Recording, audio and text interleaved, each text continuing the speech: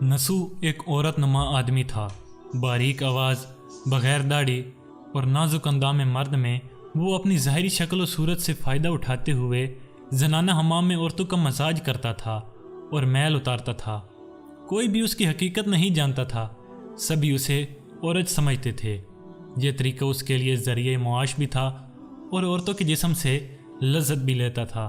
कई बार ज़मीर के मलामत करने पर उसने इस काम से तौबा कर ली, लेकिन हमेशा तौबा तोड़ता रहा। एक दिन बादशाह की बेटी हमाम गई। हमाम और मसाज करने के बाद पता चला कि उसका गिरहबहाँ गोहर खो गया है। बादशाह की बेटी ने हुक्म दिया कि सब की तलाशी ली जाए। सब की तलाशी ली गई, हीरा नहीं मिला। नसू रसवाई के डर से एक जगह छुप गया।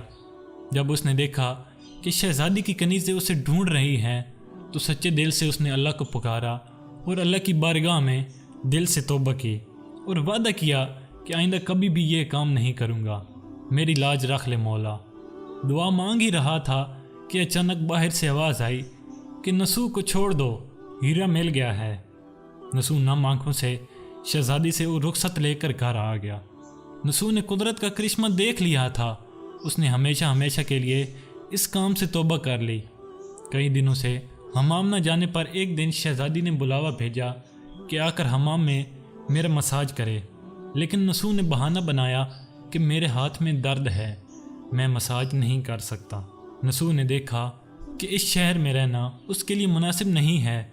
सभी औरतें उसको चाहती हैं और उसके हाथ से मसाज लेना पसंद करती हैं।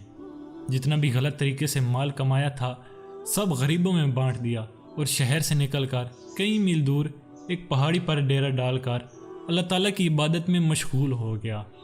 एक दिन उसकी नज़र एक भैंस पर पड़ी जो उसके करीब घास चर रही थी।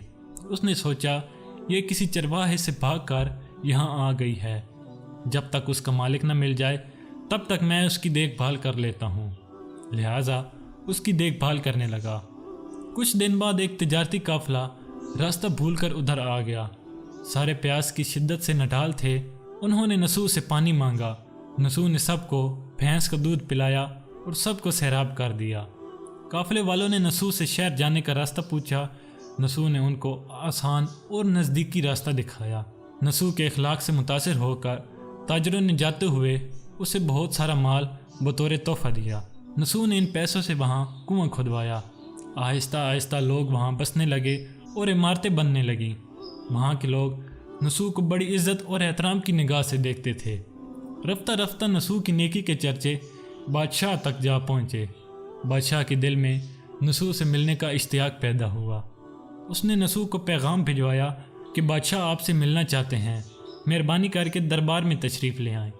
जब नसू को बादशाह का पैगाम मिला तो उसने मिलने से इनकार कर दिया और माजरत चाही कि मुझे बहुत सारे काम हैं, मैं नहीं आ सकता। बादशाह को बहुत ताज्जुब हुआ, मगर उसकी बेनियाजी को देखकर मिलने की तलब और बढ़ गई। बादशाह ने कहा कि अगर नसू नहीं आ सकते तो हम खुद उसके पास जाएंगे। बादशाह नसू के इलाके में दाखिल हुआ। अल्लाह की तरफ से मुल्कुल मौत को हुक्म हुआ कि बादशाह की रूह कब्ज़ कर ले। क्योंकि बादशाह बतौर अकीदतमंद नसू को मिलने आ रहा था और रियाया भी नसू की खूबियों की गर्विदा थी, इसलिए नसू को बादशाह के तख्त पर बिठा दिया गया। नसू ने अपने मुल्क में अदल व इंसाफ का निज़ाम कायम किया। वही शहजादी जिसे औरत का भेस बदल कर हाथ लगाते हुए भी वो डरता था, उस शहजादी से नसू ने शादी कर ली। एक दिन नसू दरबार में बैठा लोगों की दाद रसी कर रहा था कि एक शख्स हाजिर हुआ और कहने लगा कि कुछ साल पहले मेरी भैंस गुम हो गई थी। बहुत ढूंढा मगर नहीं मिली, बराए मेहरबानी मेरी मदद फरमाएं। नसू ने कहा कि तुम्हारी भैंस मेरे पास है, आज जो कुछ भी मेरे पास है वो तुम्हारी भैंस की वजह से है।